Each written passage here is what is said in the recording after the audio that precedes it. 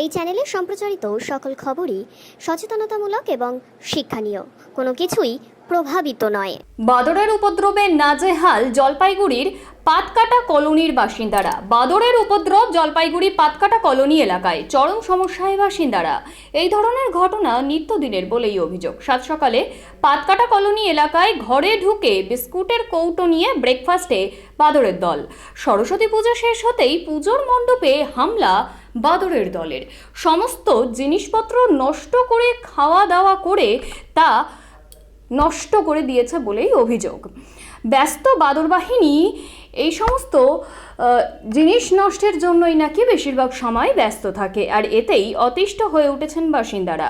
বন দপ্তরের হস্তক্ষেপের দাবি জানিয়েছেন সকলেই। জলপাইগুড়ির পাতকাটা কলোনির বাসিন্দারা পড়েছে চরম সমস্যায়। বাদরের উৎপাতে ঘরে ঢোকা যায় না। বাসিন্দাদের মনে বাড়ছে ভীষণ ক্ষোভ। সরস্বতী পুজোয় প্রসাদ চেটে পুটে খায় বাদরের দল, এমনই কিন্তু অভিযোগ আসছে। বানরা যেন কিছু রাখা যাচ্ছে না, সব বিস্কুট ফিস্কুট সব নিয়ে যাচ্ছে, ঘরে ঢুকে যাচ্ছে, আটাও নিয়ে যাচ্ছে। এত বানর হচ্ছে, কটা বানরের ছবি উঠায়। আপনাদের অসুবিধা হচ্ছে? হ্যাঁ, অসুবিধা তো হচ্ছেই। ঘরের দরজা জানলা সব বন্ধ রাখতে হচ্ছে।